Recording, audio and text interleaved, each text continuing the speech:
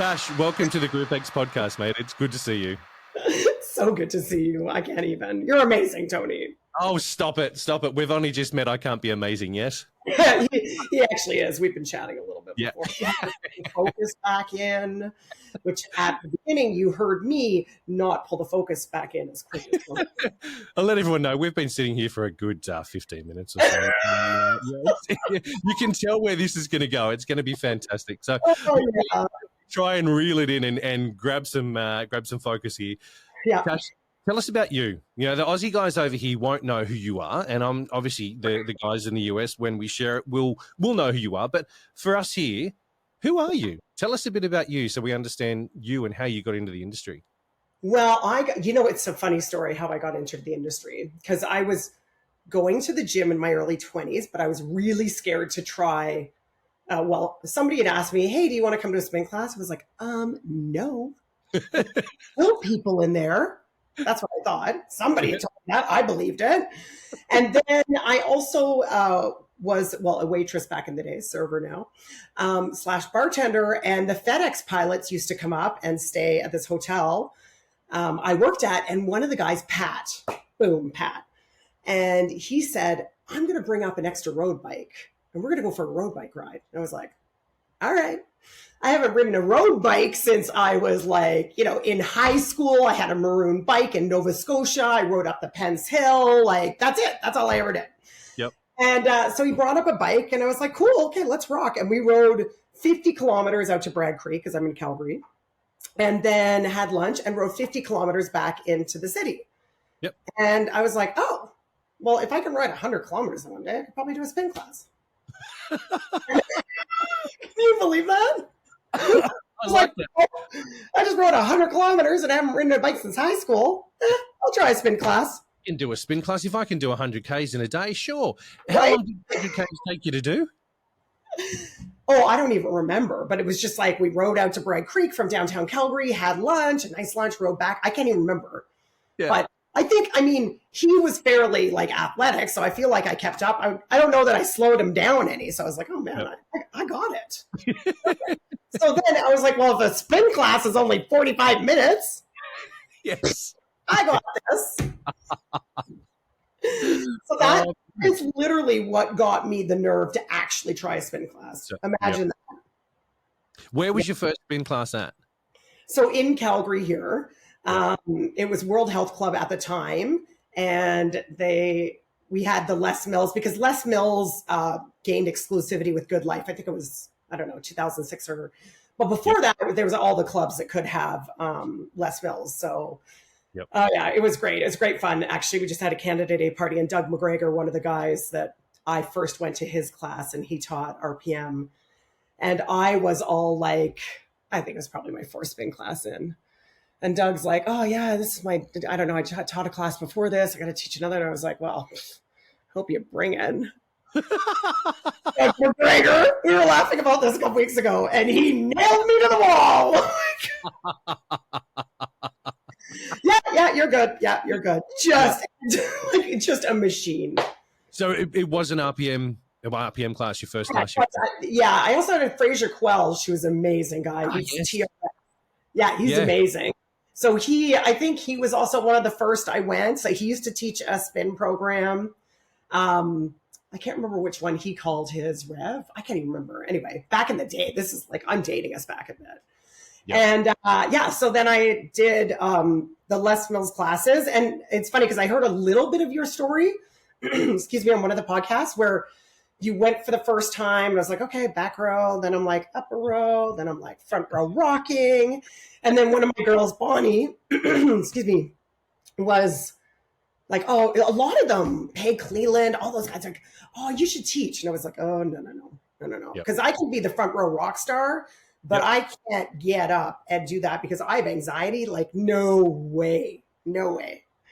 And then through 2 years of urgent rapid therapy for another situation that came off in my life, good old mental health, nailed it when I was younger, loved it. Yep.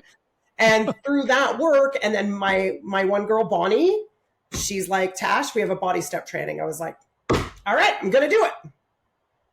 So my first training was body step 58.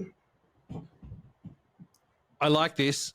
Yeah. I like Yeah. this. Mhm. I can see there's a lot of similarities between what you were just saying and my journey as well. You know, that whole walking into a place and being Oh, scared shitless and I was great in a boardroom. Yeah, put me in a boardroom in the corporate side of things, and I could sit there and talk to, the 5-6 yeah, people that were there. Yeah, I owned that room. When you absolutely. get into a group exercise room and there's 20 to 30 or 40 people, or however many it may be in that room, and Yeah. all the eyes are on you and they're following everything you're doing, holy Oh, shit. Yeah. mhm.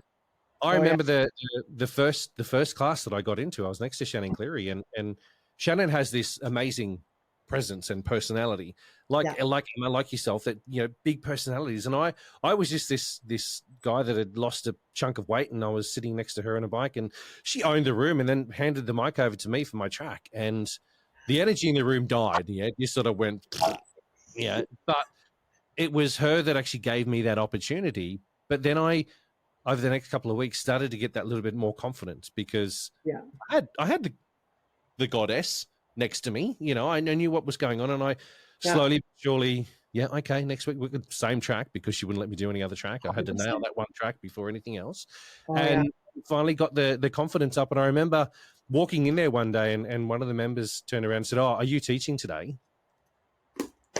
And I said, "Actually, yeah, I am." And she got up and walked out. But I was like, What?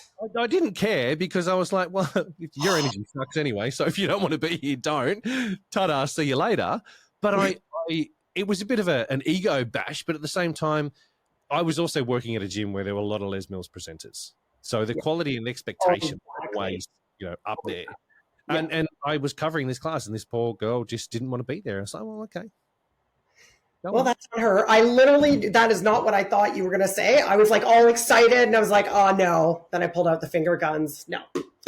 But what a lesson early on. And that goes back to teaching. The first thing I want to shout out to what you're saying is our Les Mills training of 3 months. Like every week, she didn't let you go to another track. So you only got to teach one track until you fully nailed that. And that's team teaching. Yep. And then 2 tracks, because so many people think you can train the bike in 8 hours. And I was like, no offense to anyone that does. I appreciate that. But there's just so many deeper levels. And like our training, 3 months. Yep. You want to hear the best story? Dan McDonough. Yeah. Go for it. On RPM 27. Yep. Okay. Pretty sure Dan was on that release. And I go to video my class. Yeah, Dan just happens to walk in for a class. I was like, are you...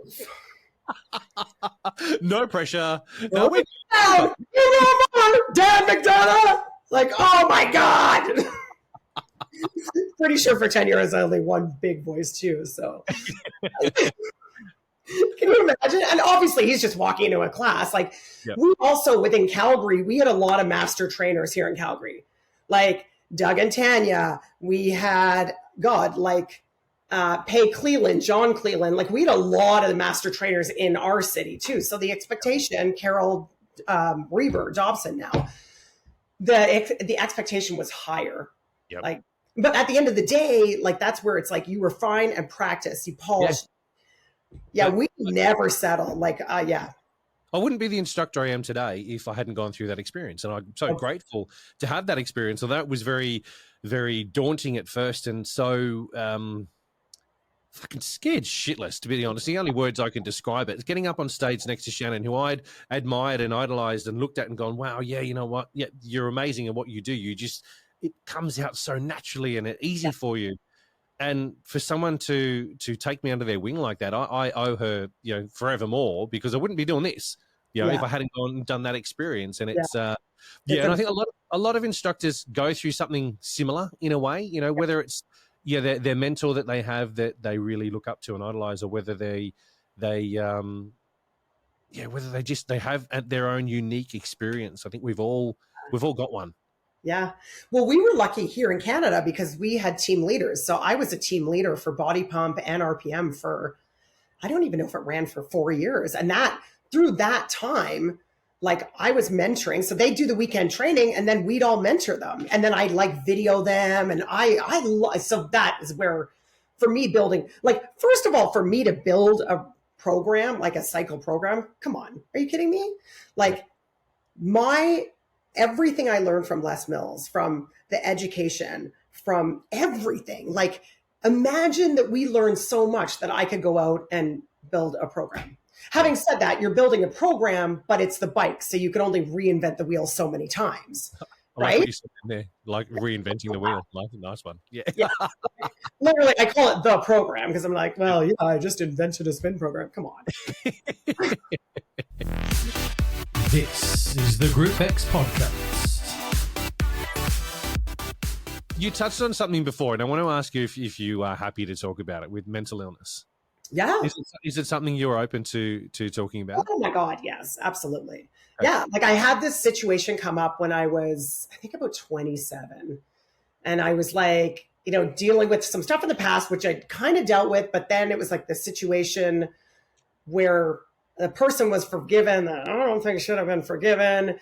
And what was interesting is I had gone on Accutane, and my dermatologist, Kirk Barber, I had like bumps like under my skin. And I think this was 26, 27. And he's like, you know what? We tried everything. We're going to put you on Accutane. And I was like, okay, cool. He said, you're going to be hypersensitive to Accutane. I was like, what does that mean? Like, I never even heard that word before. So I was like, okay, yeah. Yep.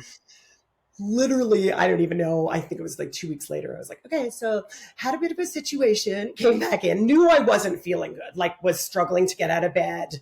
I have to walk my golden retriever. Like I knew that something was like really off. Yep. And I never felt that bad or anything. So literally went back in his office and kind of explained it all to him. He was like, okay, so I'm going to get you in to see my buddy tomorrow morning at the Rocky View. And I was like, listen, I'm not going to like jump off a cliff or anything. I just wanted to give you the Coles notes on, and he legit, like, shout out to him and Dr. Chris Gorman, like 2 years, I was every Friday in the outpatients at the Rocky View Hospital. Every Friday I'd show up, have therapy every Friday for 2 years. And through that work, and you couldn't even define what the work was, but it's just like, Bonnie just happened to call one day and she's like, hey, we're doing a body step training. And I had said no for like, no, could never do it.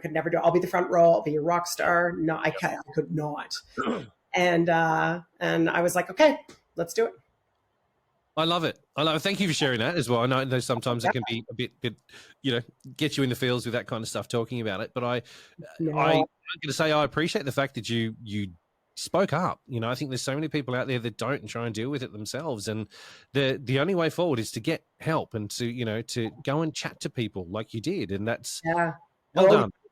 And again, it goes back to that feeling like I knew something, like I knew, well, obviously the situation was like ridiculous, but at the end of the day, it was more of like, I know I don't feel good. Yeah. And so through that work, actually, I got meds. Like I didn't even know meds existed. And it's funny because I'm actually like, within all my trainings, I'm like, yeah, thank God for meds, OCD. Like, and people are like, haha. And I was like, I really am actually on meds and I love them, because it's like, whether you like meds or not, it's like, for me, it was just something that took the edge off the, what about this? What about this? The worry about that? What about that? And all the scenarios, right? So having meds, and I remember Dr. Chris Gorman saying, like, if there's a tool out there to help you, why wouldn't you take it? And I was like, give it to me. I'll take it. Yeah. Sure. So it was awesome. It was great. And just took the edge off. Yeah. The worry, the perfectionism, like all the things, right? Yeah. So you went and did step training. You did your body step training. Yeah. How did that go? How was that, with having the mental illness and going through that, the challenge that you faced? How was a module training for you? It was incredible. Like, honestly. Yeah. It's funny listening to Lisa's podcast where she said she did modules. She missed like 3 weekends of modules. I was like, yeah, girl, like body step training was unreal, right? It was unreal. And then we'd practice like crazy. Like that was the whole thing. The master trainer would leave. We'd practice like crazy, and get ready to teach. And, it takes 3 months, whether it was, cycling or step or whatever, it takes 3 months. Yeah. So it was really amazing, to be honest. Fast forward, this is actually crazy. This is a crazy story. Within 18 months of me starting body step training, and I think I did pump, flow I did, sorry, babe. But I was like, not the right time for me. Love the program, but no. And then RPM, what else did I step? And pump. Okay. I made my girl, well, Peg Cleland, Aaron Cullingham, our GROUPEX director, put me forward for Instructor of the Year. So I within 18 months of teaching, which was insane. Like everyone else had been there 17 years. They were like, I made one friend, shout out to Lisa, but I made top 6 across Canada. Mo had picked me as like a finalist for Instructor of the Year. That's fantastic. 18 months after I started teaching. So that to me was like, yeah, but look at you though. You've got skills. You've got skills. Before you even started talking about group exercise, I knew that you'd be someone that would get up on stage and you'd command a room. Let's be realistic. There's no chance you would walk into a room and be flat. You know, the energy of as soon as you popped up on the screen when we started chatting before, I was like, yeah. Ready. Oh yeah. It was amazing. Like it was honestly amazing. And I was so grateful. And I really think the difference for me was, and not that everyone else wasn't, but it was like really taking that time to connect with people, to get to know them, to remember their names and something about them. And when they come again, and like, I just really am very into, connection. I mean, it's so important. It's one of the big things within my company is like inclusive AF. Like we leave no one behind, no one. Yep. Right. So it's so important. It's like, let's go down there then. What is your company? What do you do? So I train indoor cycling instructors. So what happened was I was teaching Les Mills programs for years. And then I had a couple in 2012 kind of approach me and say, hey, they had come to my class and they're like, we want you to build us a full body program. Wait for this answer. I was like, I'm sorry. We don't do upper body on the bike. That's what I said. And then they said, we'll fly in LA. I was like, done. Sure. You fly me where now? Okay, when do we leave? Yeah, sure. 100%. I was like, free flight? Absolutely. I don't know what it is, but I'll I was going to LA and I went around all, because of course I hadn't heard of any of these studios that were doing full body on the bike. Yep. And one of the greatest things they had said at that time was, take what you like, leave what you don't. And so that was really important with me because there is a lot of obviously there's a lot of speculation out there about the upper body on the bike. And I kind of call it the Instagram spin, where it's like a lot of choreography. And I was like, oh, remember that bike, remember that we have to ride the bike first. You got to learn about the bike before you learn to do anything. So, there's definitely so, when you're doing standing sprints as track 3, I don't think your body's really warm enough. So I'm going to pull that. Right. So anyway, I ended up building up this program, which, by the way, was insanity. So we opened the first studio. I got shingles. So that was in 2012. We trained all the instructors in my garage. It was like a 14-person garage. Trained everyone, building out the program. I was like, what do we call this? Okay, well, it's not a push-up because we would never bring our body weight over the handlebars because our body weight always stays over the pedals. So we're going to call this, and with my Les Mills background, name the move. Yep. Name the move. Like when we did a combo or like in body step, like over the top combo, whatever it was, you name the move. So I called this a pump. It was like a pump, elbows out and in. Yeah. Weight stays over your legs, chest still lifted, core strong. Right? And then I called this dip. And anyway, it's a whole progression, but built out this program. Ended up staying with that studio for 2.5 years, then left them, went to another studio, amped them up. And then people were starting to ask me, like, hey, can you help us? And the studios were like, you can help someone outside the city, but not in the city. And I was like, cool, but I'm making like minimum wage. Yeah. Yep. And so I broke out, which, by the way, breaking out on your own, people are like, everyone should break out and be an entrepreneur. And it's like, it's harder than it looks. Hell yes. Right? I was lucky I had Charlie at that time to do that, because if I tanked, I was like, okay. But breaking out. So I did. I broke out. I worked under Charlie's company for a long time, the Method Effect. And then in 2019, I incorporated Authentic Instructor Training. Yep. And then, so really we've been going we're coming up to 8 years in October. Wow. And we just hit 80 studios / clubs. Brilliant. hired us. Yeah. So it's been amazing. That's a good number, especially with that thing we don't speak about that happened to the world. Yeah. That thing we don't speak about that. Yeah. But with that interrupting with a whole lot of shit as well. Yeah. That's yeah. Well, Wow. I was crazy because we were on Zoom. First of all, I didn't even know what Zoom was. And I teach another program called Legree. And we were on Zoom because we were going to save the world, right? Okay, what do we do? What are we doing? Da, da, da. And I'm literally like looking at you, Tony, going, I could train on here. Yep. Oh my God. And I, 100%, it was like, I could train on here. Yeah. Basically, I had a bunch of, because again, our Les Mills background, you self-assess, you look, if I say chest lifted, is my chest lifted or am I down like this? So I was coming up to 50, feeling the bike a bit more. You said 30 then, didn't you? Because you told me before you're only 32. 33. Yeah. I'm sorry, 33, sorry. I'm with you and Emma Berry, of course, shouting out Emma. Don't take the 33 from Lisa. This is the GROUPEX Podcast. And legit, I had videoed myself and the girls would make fun. Like, oh, who's Tash going to ask to video this week? And I was like, screw you guys. I don't even need you. Put the phone in the shoe, in the men's shoe, Velcro, socks in behind, video. And I was like, right on. And who's laughing now? Oh, after the pandemic hits, I start my first online course. And we're still going to this day. Like I have my trainers that like I have some in person and then online. Like and the online, it's like, there's no borders. Yep. Oh, it's amazing. It's unreal. It's unreal. How many classes do you teach a week? Well, I don't teach as much now because I'm running on definitely a few injuries, like the hip aching. Was that a symptom before you guys got your hip replacements? So let me explain that one to you. Yeah, that's fun. I'd like to hear about that. My daughter's 7.5, going on 21, if you ask her. Right, obviously.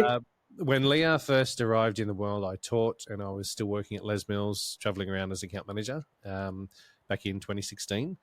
Come 2017, we decided we needed to move. We wanted to be closer to family, so we moved from Canberra up here to Wollongong. And at that stage, I just thought I'll stop teaching for a little bit. Yeah, I'll just going to take a couple of months to break, chill, get the body work going, and get life under control in a new environment and everything. Probably about 3 months in, I started getting a bit of pain in the hip, and I was like, "Oh, what's that all about?" Now, I was like, oh, it would be sweet, just pop some painkillers every now and then. And it'd be sweet, man. Don't worry about it. And just let it go.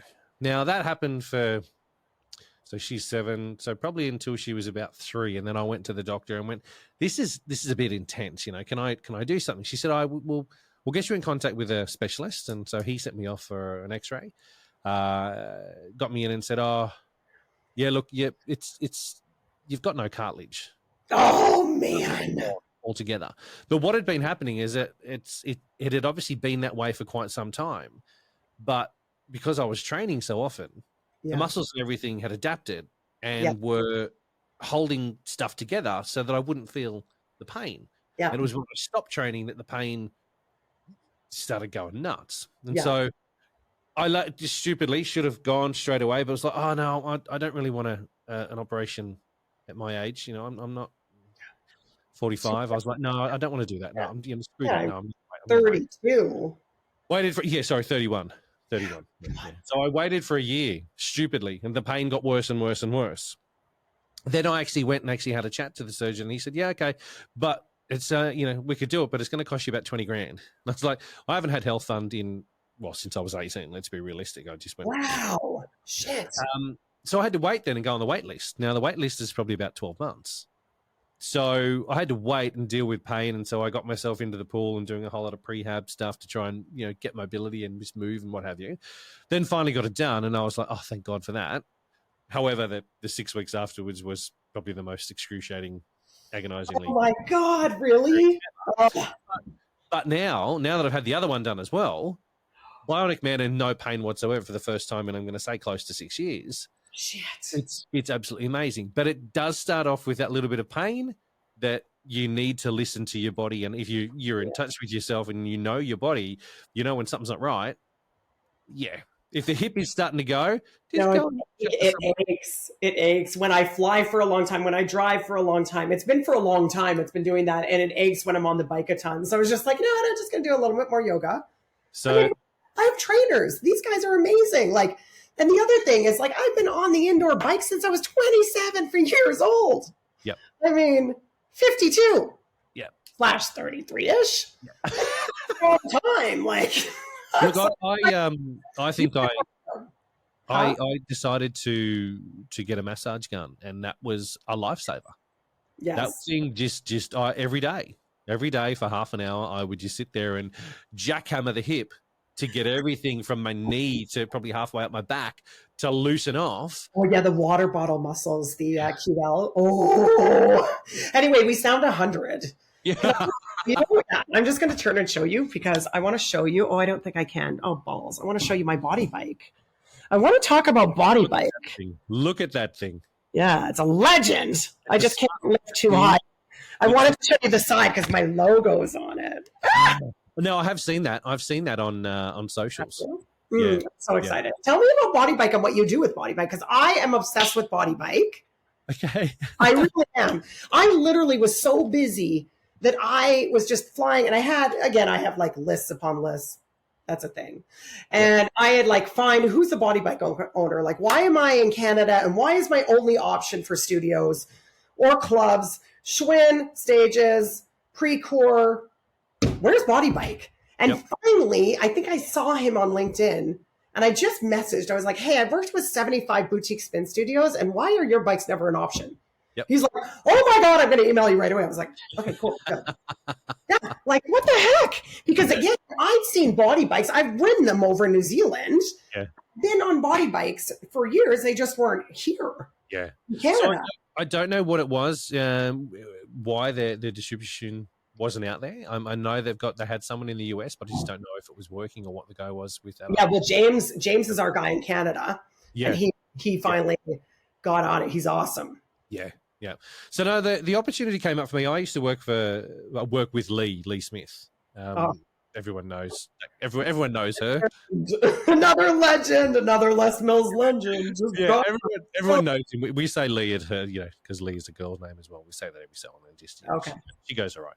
So Mr. Smith used to work for me at some of the clubs in Sydney, and we formed a good relationship, good friendship. Nice. And that was pre body bike coming to Australia. Right.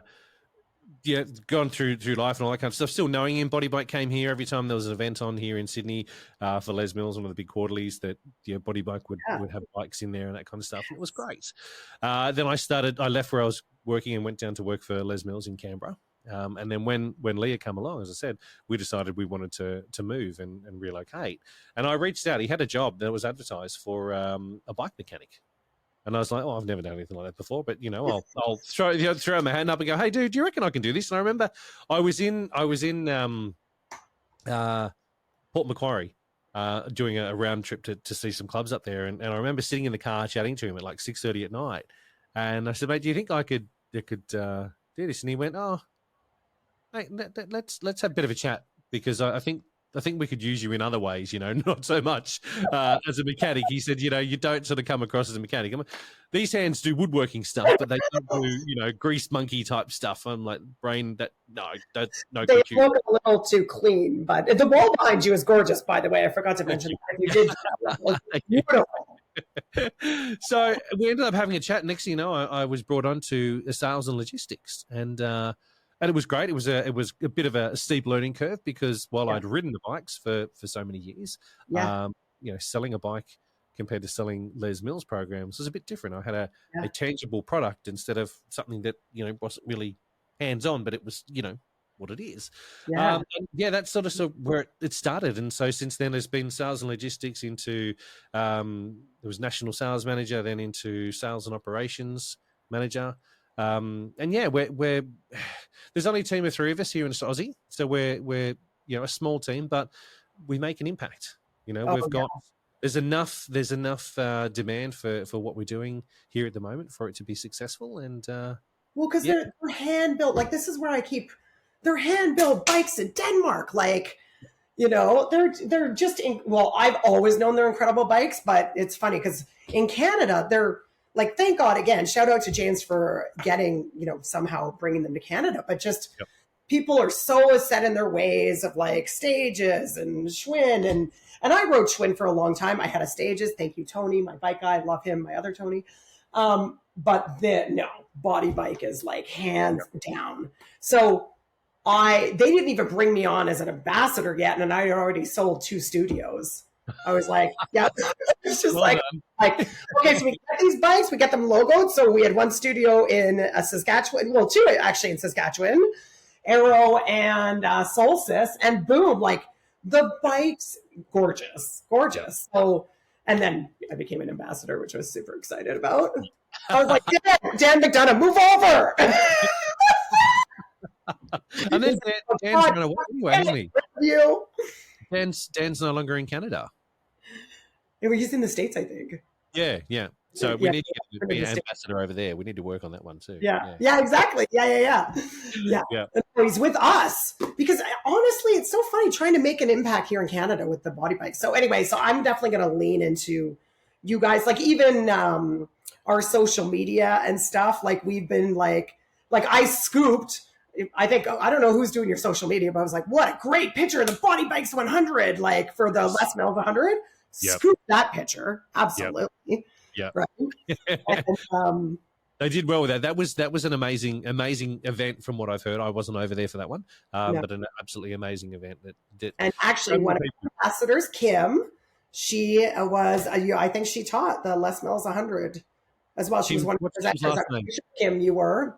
So our body. What's Kim's last name? Starts with a G.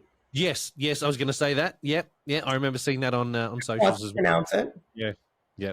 I can. Yeah, she's amazing. Yeah, so that's exciting. So it's great. Like, this is the thing, the body bike world. Like, these bikes are beautiful, but I think because they look unique. Actually, it's so funny. I did a video last week. It's a goodie, and I just finished riding and so I was like, oh, here, like the reason why the flywheel's enclosed. Your kids' hands won't get in there, and you don't get any sweat on the components. And I'm like, look at this, and I spray my water bottle. I forgot to. That's why they last so long. We've got some clubs here in Aussie that have had them for up to 15 years. Yeah, the shit that kills bikes: dirt, dust, sweat, grime, crap, hair. Yeah. When it gets into bikes, that's what kills moving parts. Yeah, because they're fully enclosed. Yeah. Like anything, they still need to have a service.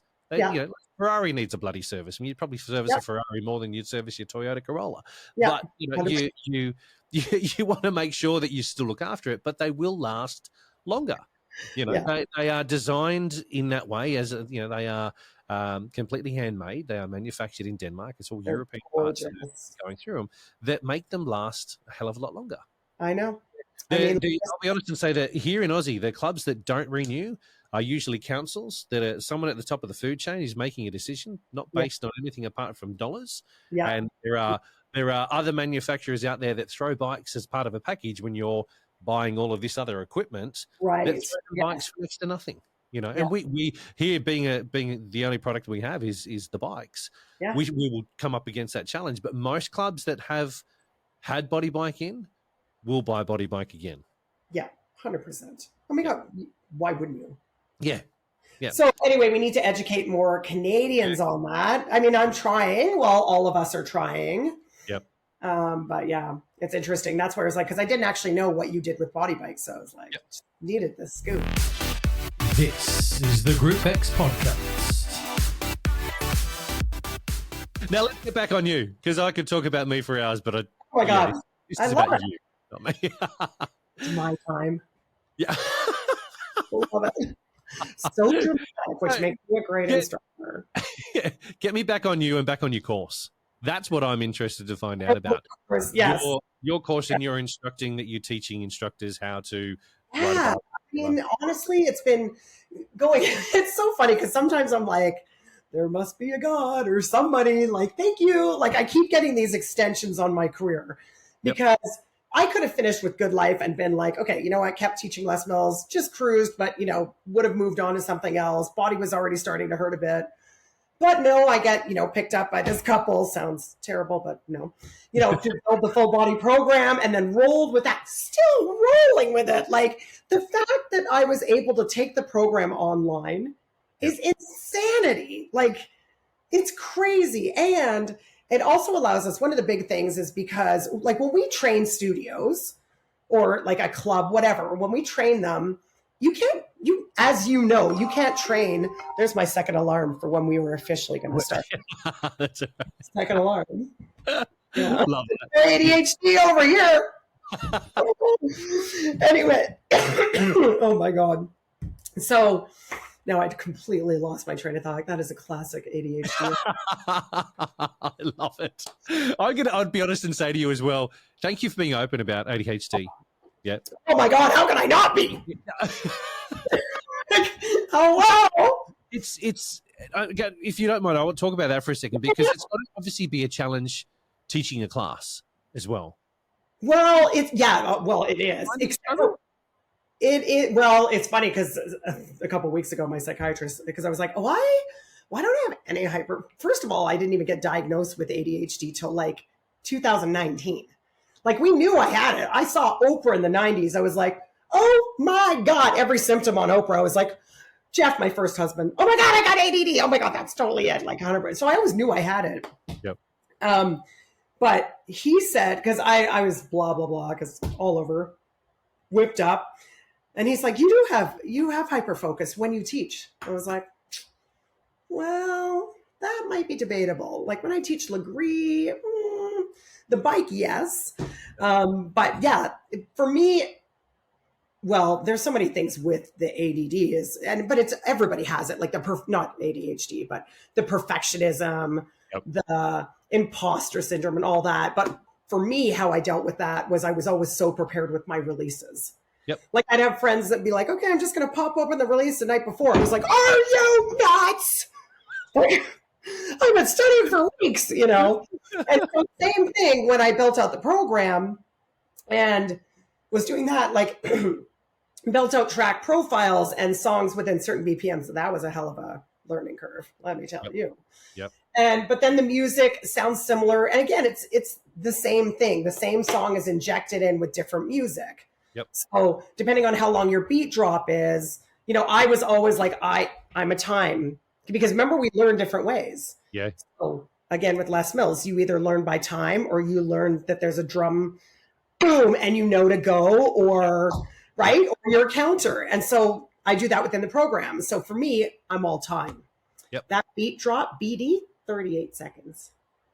Right. Wow. Like, like I would write out fast climb, BD, 38 times 2, then 30 seconds to finish. Now, I wouldn't look at it while I'm teaching and be at home, kind of like you look through your choreography notes before your class or before you go to the studio. Then I'd be like, oh, yeah, only gold. Okay, that's 2 beat drops. Yeah, they're 25 seconds each. And then there's 25 seconds to the end, next song, right? So I would find ways, but I was, when the music came on, because I love music. I love music. Which is probably a lot of us. I would hazard to say there's a lot of us ADHDers. There's not that I'm in the business of diagnosing anyone, but there was definitely a few that I'm training, more than a few, that I was like, you kind of learn like me. So we have to be very scripted at first. We have to write it down. Then it'll start to become more natural and I was like, So just on that as well, then, when you learn your releases for your RPM stuff, when you were doing your RPM stuff. Oh yeah. How because I'll be honest, I sit down and I watch the masterclass filming and go, yeah, sweet. Then I go and listen to the CD CD, Jesus, digital download CD. What the hell? What? All the DVDs downstairs and CDs. Hello, we've just gone back to the 90s. From all. So I'd sit down and then listen to it probably for 3 or 4 days straight. It was always on in the car, always on whatever iPod or whatever I had. It was always playing. Yeah, I never went back to watch the masterclass. It only ever got watched once. But then I'd sit and just look at the notes. But as you were saying about the counts, and you knew that 25 seconds for this, I'd just wait for that. There was something in the music that I need to do. Yeah. Yeah. Well, because you hear the changes. I know that changes there. I know that, and that was how my brain mapped out what it was that we had to do. So that that's ideally, that's where you want to get to, is you trust the music, right? Like you trust the music, you trust the change, but some days it's like, oh no, that music, nope, the beat drop's going to be 10 seconds earlier, But that's ideally where you want to get to. But maybe before, when you started, you'd be like, we'd hear the power, boom, and hands wide race or whatever it was. Yep. Right? Like the change is coming. Whereas I trust the change. I know the change is coming, but I also need to know how long the race is. Because is the race one music change or 15 seconds or 2 music changes or 3? Okay. Right? Yeah. And then that goes to the refine and polish of the program that I did, that, you're racing and then hands inside, and we might add a little choreography, just a little. Yeah. But sometimes songs after 30 seconds, you think it's out. So you're like, slow legs. It's like, just kidding. So I would actually write down 30 plus 15. That's how crazy I was. Yeah. I'd write 30 plus 15. So really, that's a 45-second race. Yeah. I'd have notes. But, and this is where, because again, I get a lot of people, one of my girls, oh my God, Hype Cycle Club. She's like, Tash, here's my notes. And I was like, oh my God, no. Like, oh, okay. We can have like the climb track. I know that there's, 4 beat drops. I know there are 30 plus 45 within the beat drop or but that's where I have to pull them back, because they get so, like we all do. I mean, that's the goal, is you don't want to be studying the notes, and you want to free yourself. And there's a lot of cycling programs out there, like the drill based. Man, would I like to take care of all the drill based. Like if they wanted to move to the drills within the music, I am their girl. Yep. Because they have cheat notes, and nothing wrong with that. We just have never used cheat notes as we haven't in Les Mills. We haven't. We don't in my program. Yep. And I just want to be like, please let me fix, not fix, but just like move you to your next level, right? Yep. It's so freeing, because when you have notes in front of you, how are you connected to the class? Yeah. See, that's one thing that I've always been puzzled about as well. But one thing I've learned recently is that there's no right or wrong on a bike. No. And I sort of had this disagreement with someone recently. They're like, oh, no, it should always be this way. And I was like, actually, no. It's just what you're used to as an instructor. Now, for me, it was RPM. Then I delved into the freestyle side of things and created my own stuff. And then I went back to sprint. And there's always been that's the way that program's done. Yeah. But when you get on a bike, let's be realistic. You pedal. Yep. You pedal forwards. You don't want to pedal backwards. Sometimes on Sundays we pedal backwards. Just kidding. But you're gonna stand up, or you're gonna sit down, and you're gonna put a bit of resistance on. And hopefully you'll have resistance underneath you. Yeah. Yeah. The thing that I've got to come to terms with is that you've mentioned as well, the pump and sort of, Yeah. I've never done one of those classes. So for me, that is so foreign to I look at it and I go, why? Why would you do that? I'm not used to it, because that's my brain has been. Well, you remember that what I said to the couple was, I'm sorry, we don't do upper body on the bike. Yeah. Totally said that to them. I was like, see ya, like you're nuts. But the thing is there is this whole other side, and it's a little bit more freeing with music. And listen, I have 2 left feet. Like this is where I like choreography. Like when you go to my Insta, you'll see I'm like, oh, pump, dip, like. Again, weight stays over the saddle. Like all the same rules are in effect that we learned in our Les Mills training and everything that we know. And I just added in a little party moves. And it's just like with the beat drop, it's just like, oh yeah, pick a leg, drop both elbows, but elbows stay level because your weight is in both legs. And this is where Instagram spins got a little bit out of control. I don't even look, because I'll be like, I have to retire. Yeah. But at the end of the day, it goes back to exactly what you're saying. Like I would challenge you to maybe try but again, this is the thing. I was just in New Zealand in January. I was like, oh my God, there's one studio in Auckland, which I didn't go to. But no one has to add in a little bit of a party on the bike. And again, it's not full on super choreographed, because again, I couldn't do that. And that's where I think I make people feel safe, is because my background is Les Mills. Yep. I've been training most instructors. We just trained a bunch of girls, and they've been teaching for 20 years. Wow. And they were inspired by our training. I was like, oh my God, what? Yep. Right? They were feeling a little bit flat, and not MOSA, it was MOSA or Les Mills, whatever. They were feeling like they needed a little something. And imagine our training. Yep. Because we do the other stuff like Amy Cuddy, body language. People think I'm so much taller. And it's like, well, because you're like, make yourself big, right? Your body language shapes. Yep. So we do that. Oh, the legacy. Have you heard of the guy that did the teamwork thing on the legacy, on the All Blacks? It's called Legacy. And he did How to Be a Team, and it's written by what he observed from the All Blacks. Okay. It's amazing because I am all team. Like, I have made it my mission to fire anyone that was not a team player. And I can tell you, I made it my mission. Because again, it's like when we teach, it's not about us. Yeah. It's about the clients. Yep. It's, it's not us. Like sometimes I went to classes and the instructor's up doing tons of choreography on the bike and 2 people in the class can keep up. Are you kidding me? Yeah. No. Fired. Because that class isn't about the class, it's about the instructor showing off. And I'm like, no. You've got to teach to who's in front of you. You've got to teach to those that rock up and pay to come and do your class. Yeah. At the end of the day, and you always need to teach to someone that it's their first time, and also athletes, Olympians. Yeah. All within one room. Yeah. And that's the different levels, right? That you can get to from teaching, which I'm like in 8 hours. I'm not sure you can get there, but. This is the GROUPEX Podcast. Yeah. So your program, does it have certain tracks like RPM, or is it? It does. Yeah. So I use track profiles that build out the playlist, and some of our different ones are like fast climbs. So we start to go a little bit faster. Yep. So as opposed to still dialing up heavy, although I pulled out Les Mills when we were still on CDs. Okay. I never got to the digital part. So I haven't seen their stuff in a while, right? So at the end of the day, the fast climb, what I call, is essentially a faster climb, but it's like 1, 2, 1, 2, 1, 2. So it's either like 80 RPM, right? And you just start to go a little quicker. So our goal in that track is to get up out of the saddle. And so that's the first goal, is to get up and stay up the whole track with light climbing resistance on the dial. So not heavy, hard. And you're building your cardio, right? Like, how do you find that on the body bike? Because the body bike's got a 20 kilo flywheel. So all the bikes, most bikes have that.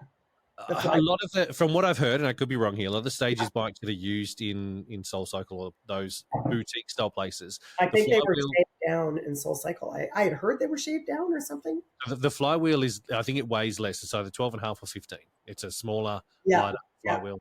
And no disrespect to those programs. As I said, I haven't done it, so I can't take it out. There doesn't seem to be a hell of a lot of resistance on. So, and that's where we on Instagram. Yes. And then that's when I go to the Instagram spin, right? Where it's super fast out of the saddle. Then they're doing like 4, 3, 2. And you're like, whoa, like, first of all, to go that fast out of the saddle, like, what are we even doing? And how about race in the saddle with resistance, with our hips stable before we even get out? And so that's part of why I started to move on from studios that I was working with, because they said, take what you like, leave what you don't. And I was like, but you're bringing in the stuff that I don't believe in. Like, and then it was all about who can go faster, who can do the most. And this expectation of it's not about how fast you go. It's about how much you put on the dial. Yeah. And it's the balance of strength and resistance, as we know. Yeah. And that's where I think maybe my training or my company's training is different, is because you have to get your indoor cycling, we could say spin in Canada, but your indoor cycling foundation, you need to know the bike and respect the bike before you even get to any party moves. Yeah. Like, you have to know about the bike. Yeah. Right? You need to know how to train before you can add your flair and the excitement of everything else that's going on. Absolutely. Well, it's like you walk before you crawl, before you walk, before you run. Yeah. And even we're starting studios in these towns that don't even have bikes. That's the bet. Like, that's our best work. Like, not only are we teaching them how to ride the bike, we have to teach them to teach the bike. Yeah. So, and also the clients aren't going to know how to ride. Yeah. And so we start out. So basically, I will say where we start is not where we finish. Oh yeah, it's amazing. It's amazing. That would be cool. That's because you don't have to unlearn. No, Just no. teach. You just sitting there absorbing and taking it all and going, well, I don't need to. Well, hang on. No, I've been doing it this way for 10 years. No. This is how we do it. And they just go, cool, this is how we do it. I have done people like you that have said, I would never pump and dip. Actually saw, they were down in Fernie and all the outdoor riders. And I'm in, like, listen, I was an outdoor rider once at one point. Didn't love it. Love indoor music. Yep. But at the end of the day, you know, well, I would never pump and dip. I was like, that's okay, because the base of the program is to the beat. So it doesn't matter whether you want to add the party moves or not. We're still riding to the beat. Yes. And and at the end of the day, they were like pumping and dipping by the end of the weekend. I was like, who dis? It was insanity. I couldn't believe it. I was like, listen, I'm not here to convince anyone. But again, it's just like adding a little flair. It's like a compliment to your climb. You're still climbing. Your work ethic is still on, but it's maybe just a little distraction. Yeah. Yep. How many tracks is in the we probably, because again, we'll repeat some, but we're probably about 10 or 11 tracks. Yep. Yeah. But some repeated. Yep. Right? And are there releases? Is it like Les Mills? So you've got a certain release that comes out every quarter, or how is that? How is that? What we do is we actually teach everyone. So, and that's, I think that has been, because actually within Good Life, Carol, one of our girls that I used to work with there, she has endorsed our program because some of the big box gyms now want the boutique style spin. Yep. Right? Because they're busier. Some of our boutique places haven't been as busy. And I'm like, absolutely.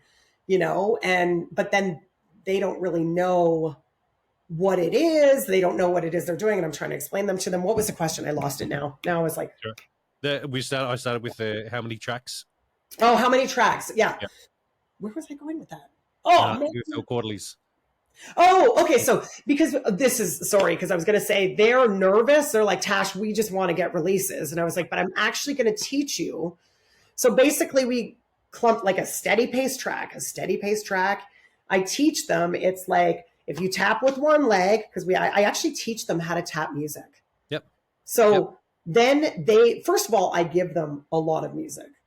Like when they even first start training with us, you pick from the songs that we have. So you don't have to worry about that. Yep. This is a climb. This is a steady pace, like all the tracks, right? So they don't have to worry about that. And then we teach them the methodology of like, here's how you tap. Yep. And some of us tap both legs. Like I'm like 1, 2, 1, 2, 1, 2. And some of us tap one leg, right? Or RPMs. Yep. So I show both ways and I teach them how to find their own music. Having said that, they possibly would never have to find their own music because I give them some. They can always ask me for some. Now I'm selling 25 track profiles or songs per track profile. And then I take the work out of it for them because the Les Mills and the Mosa people are like, yeah, I don't want to do it. Tash, you do it. And I was like, okay, like I love it. So pick me, sit around, make me money, like tapping out tunes. Hell yeah. Yeah. Right. I love it. I love it. But we actually give them, so like, the way when you first start, how the track profile should look. And then like, as they get more experience, you can start to slide some around a little bit. But again, you're always one step ahead of the clients. But in towns that they've never had spin, like you're not even doing a fast climb, like get up, stay up the whole track. There's not a chance. No chance they're able to do it. No chance. And if you're going to even attempt to get the party moves, it would be in a party climb that's 130 BPM. Yeah. Right? Where they'd be able to do it. Yeah. Yeah. Well, not even be able to do it because it's like, just try your legs. Yeah. Okay. And try. It's so fun. It's like, all right, everyone home. Looks like a ski wipeout yard sale. You're like, just sit. Let's try that again in a bit. It is like that has been the best. And to be honest, the first studio I started, that's exactly what it was like when they started. Yep. But now, because it's been so many years, everybody sees that these studios have been going for years and they're advanced in their thing. They're advanced. And it's like, are you advanced? Yeah. Riding super fast out of the saddle with a lot of choreography? No. Yeah. Also, you're burning out your thighs. Yeah. How is boutique cycling going? Not so great definitely in Calgary. It's definitely tanked. And I don't know. I haven't really had time to research everywhere else, but I don't know. I don't know if it was because of the pandemic and a lot of the cases, the high intensity, or everybody had bikes at home. So then they got back and they wanted to do other stuff. I'm not quite sure. I would actually, I'm going to stand by, and I am going to sound like a bit of an asshole on this. I think that we came back and everybody started going super fast out of the saddle, and the clients couldn't keep up, and they're like, fuck it. This is the GROUPEX Podcast. But I think instructors have a lot to answer for. You know, when I do. Programs don't work in a club, it's not the program. Yeah. It's how it's being delivered. Seriously comes back to the instructor, and I know there's going to be so many instructors that no, and you know what? I think it's fair. Like, at the end of the day, we've got the backing. Like, we've been doing this for a long time, and again, it's not. I hate to say this, but it's not about us. It's about the clients. It's about the clients. If you see that you're doing a track and you're jogging out of the saddle quite fast, and, you know, forget even just jogging out of the saddle, and then you're adding all the choreography, 3/4 of the class can't do it. Yeah. What the hell are you doing? Yeah. Like, I'm nuts on this. I'm absolutely like, it's because we don't leave anyone behind.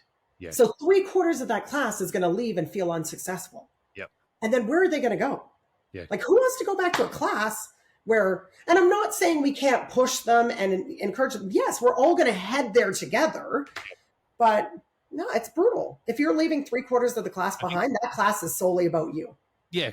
As an instructor, we need to be able to show options, give options, but also take as you said before, the athletes, take them where they need to be taken to, but also take the newbies to where they can go. Yes. Show every single option, show what's going on, and be the coach or be the leader, be the instructor, the guide, whatever you want to call that person that's up there. Be that person that they need you to be. Yeah. That workout's not about you. It's not your workout. Now, I remember when that switched in my head, because I was teaching, 15 classes a week back in the day, and it was my training. Now, this is all about me. If you're coming along, we're doing this. This is what we're doing. Right. Once I dropped that attitude and just went, well, hang on, I'm actually going to teach for you guys. Yeah. Yeah. I connected with everybody a hell of a lot better. Everything started to gel more. More members started talking. There was more people rocking up. The lunchtime classes that I was teaching on Mondays and Wednesdays at North Sydney, we had 42 bikes and 60-odd people would rock up.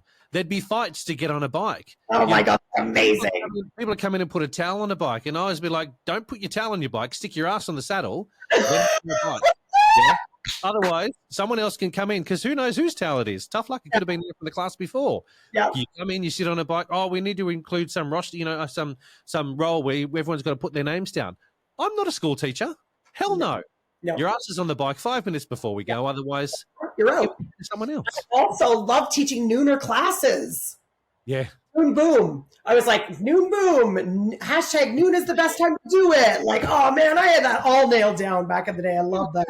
That was we were in a corporate area in North Sydney, and lunchtimes, they only get an hour for lunch.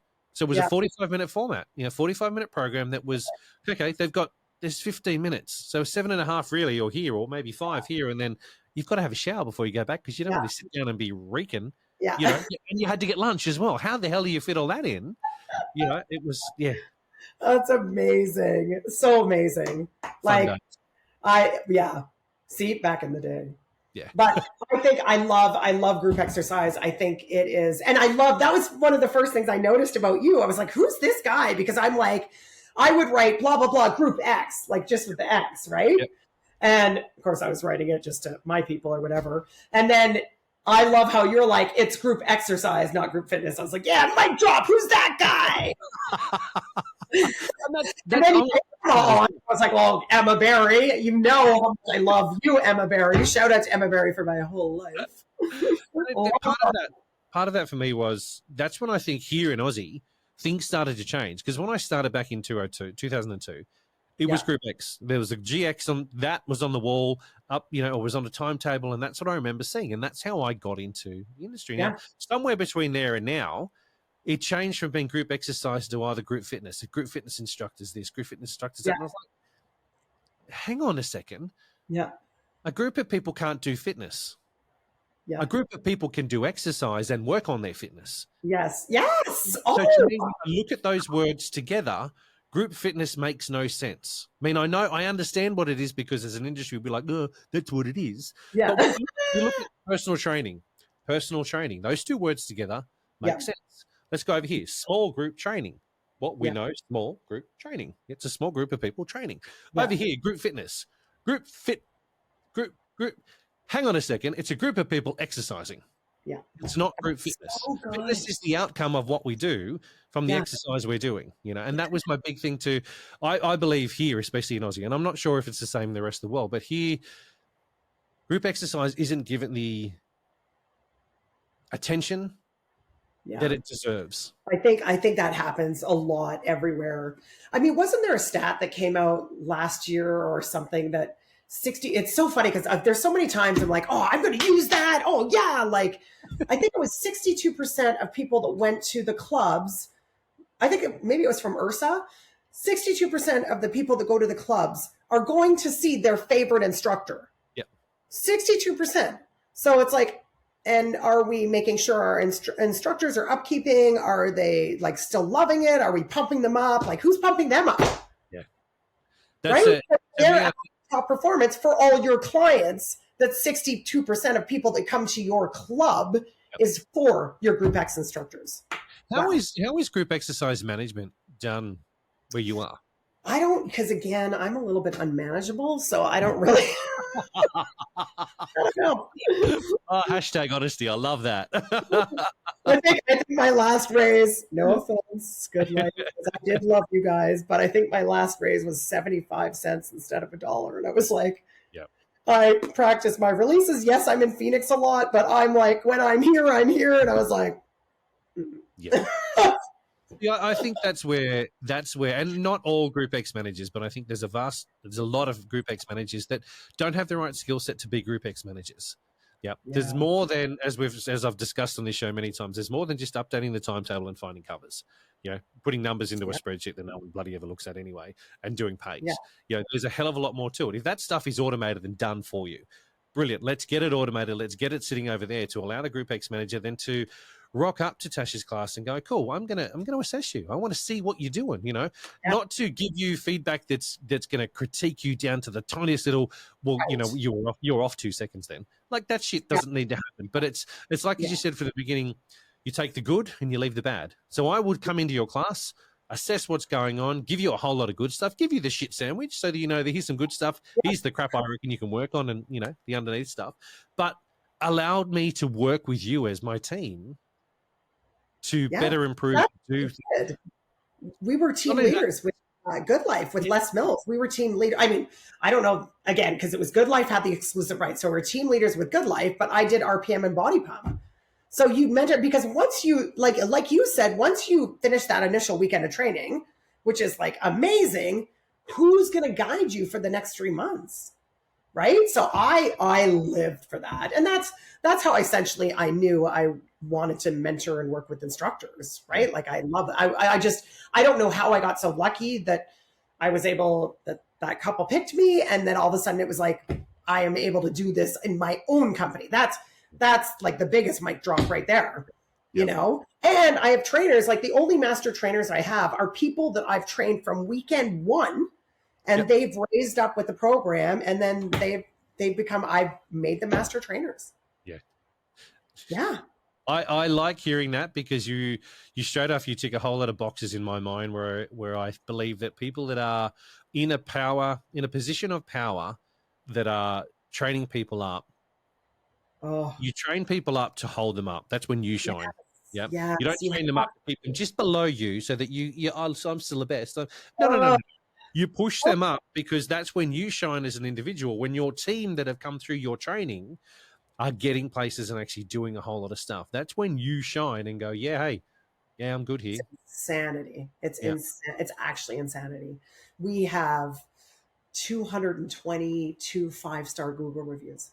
It's unbelievable. Like, it's unbelievable. And you read them, and I was like, Courtney, you died? I died? All my trainers, Sarah, Danica, Kristen, did we die? You read these and they're unbelievable. But that's essentially it, is like, for me, and here's my why, is because nobody believed, and I always say nobody believed in my sister and I growing up. Like there was no like, how are you? Like, oh, maybe you should do your hair, and nothing. Like nobody believed in us. Yep. So my big why is I believe in everyone. Like before they even walk in the door, I already know what they can do. Yeah. I already know.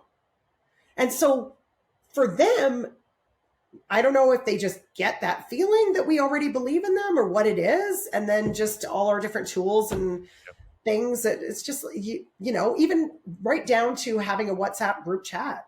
Yeah. And I literally watch that. Like if there's a person that's going to be an instructor and they're not communicating, they're not anything, like why, if you don't even, I don't want to say if you don't care about your teammates right now you're training with, how are you going to be an instructor and just care about humans? Like I literally look at that. Like I'll look at everything. Yep. Oh yeah. Because we are only raising people up. Yeah. True. Hey, I've got a couple of questions that I want to throw at you that are industry related. You ready? I don't know. Am I? What do you love about our industry? I love what we do. Like I love believing in people. I love lifting people up, like being a part of their day, right? Of being a part of their day and maybe sometimes the best part of their day. I love connecting with people.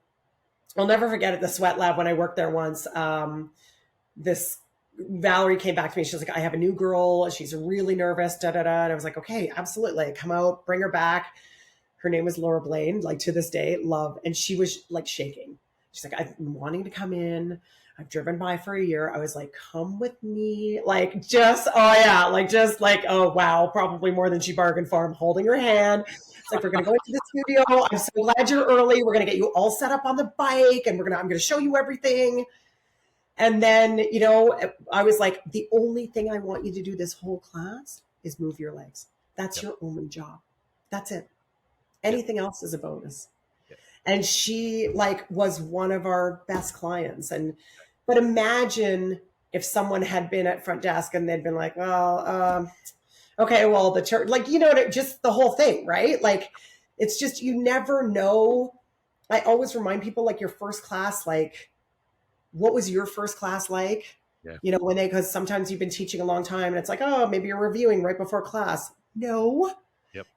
And just the people are coming in, your back's to them. Oh no, like just always, always so welcoming and loving on people. Like I'm a natural born cheerleader. I never was a cheerleader, but I would say connection and belief in people. Cause I just know, I know what they can do. Yep. What's the opposite then? So if that's what you love about the industry, what are the things that you might not like as much? I don't love ego. And so that goes back to when I was talking about teamwork, like when I have somebody saying, we're better than them, right? I was like, you're not, I'm not better than anyone. Like I will do everything in my power to get them fired. Like I just, I don't like that ego. And that goes back to people that aren't connecting with people before class or, it's not about, again, it goes back to, it's not about you. And really the difference we've made, I think there was a stat that came in, and again, my stats are probably poor working memory, ADHD, forgive me. But they say that 87.3% of stats are made up anyway. 62 I got to check that one. I think I'm close on that one. 62.8. I think there was one from Canfred, I think. And it was like, we've only 23% of the world are exercising or something. It was some ridiculous, oh my God, we've been doing this for this whole time and only 23. If you think you're the greatest and it's like, we haven't even made a dent. Yeah. There is so much more we could be doing, and just, letting go of that ego. Yeah. Mm-hmm. Love it. That's a big one. The last one that I want to throw at you, describe yourself in one word. Tornado? Oh, I love that. Yes, a good one. An absolute rocker. Rocker! Ah, yes. Tornado Dash! Yeah, That is brilliant. Mixed with a little sunshine. Yep. Yeah. You like it? I was good. Yeah, I wasn't expecting that, but that is, I would say to you, you have set yourself up so well in that one word. I think, who used to call me that? Tornado Tash. Somebody, Tyler? I can't remember. So good. So good. Fantastic. I am whipped up. Yeah. Yeah. Tash, I want to say thank you for coming on the show and having a chat with me. I've honestly, over the last hour, enjoyed getting to know you. You know, we've communicated via email over the last, God knows, 4 or 5 months, whatever it's been, and finally made it happen. Thanks for sharing some time with me and coming on for a chat, man. I've greatly that was awesome. You're amazing. I'll definitely get back to Aussie, Aussie, Aussie. Oi, oi, oi. Right? When you come over, make sure you get in touch. Obviously. Go for a cup of tea. Yeah. No. Are you kidding?